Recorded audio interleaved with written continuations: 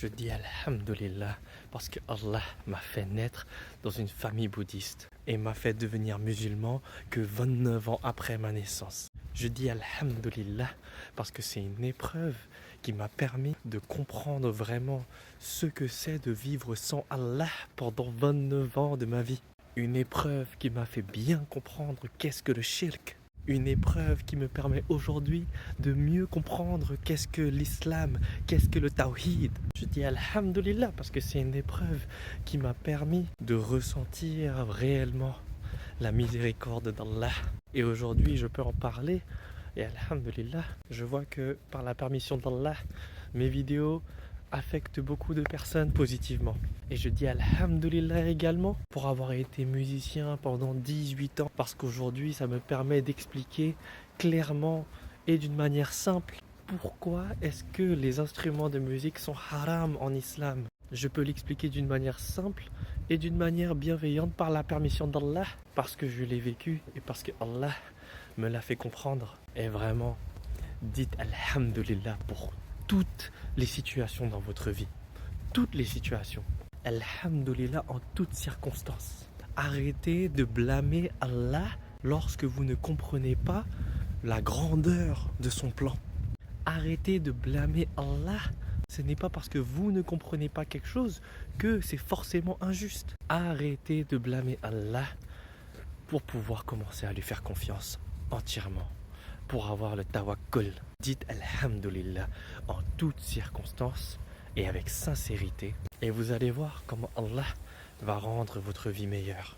Je connais même des gens qui sont nés homosexuels et dans des familles musulmanes et qui disent alhamdulillah parce qu'ils comprennent le plan d'Allah. Ils savent que si Allah leur a donné cette épreuve, cette responsabilité, c'est parce qu'ils savent qu'Allah ne donne jamais à une âme une charge supérieure à sa capacité. Il nous donne des épreuves qu'on peut surmonter, qu'il sait qu'on peut surmonter. Même lorsque nous, on ne sait pas, Allah sait. Allah nous connaît mieux qu'on se connaît nous-mêmes. Les personnes qui sont nées homosexuelles et qui choisissent quand même l'islam, parce qu'ils ont compris qu'Allah leur a donné cette épreuve, car il y a une récompense bien plus grande dans l'au-delà pour ces personnes-là. Pour les personnes qui se soumettent à Allah, malgré la grandeur de l'épreuve. Les personnes qui font confiance en Allah et qui obéissent à Allah du mieux qu'ils peuvent. Et lorsqu'ils n'arrivent pas à obéir à Allah, ils se repentent. Ils reviennent vers Allah encore et encore et encore toute leur vie. Et Allah prend en compte ces efforts-là. Allah est le tout miséricordieux, le très miséricordieux.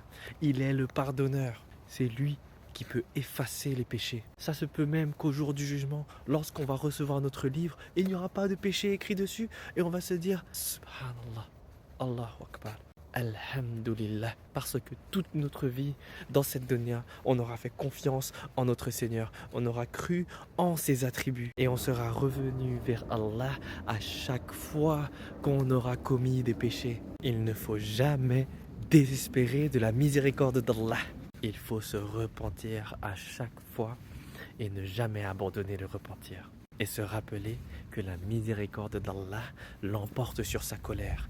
Que la miséricorde d'Allah est plus grande que les péchés qu'on commet. Revenez vers Allah tant que vous êtes vivant. Vous avez cette opportunité de vous repentir parce que vous êtes vivant. Et dites Alhamdulillah en toutes circonstances. Car Allah a un plan bien plus grand que ce qu'on peut imaginer. Parfois même ça dépasse notre compréhension, notre entendement. Mais on fait confiance en notre Seigneur car on sait qu'il est le juste, le parfaitement juste. Allahu Akbar.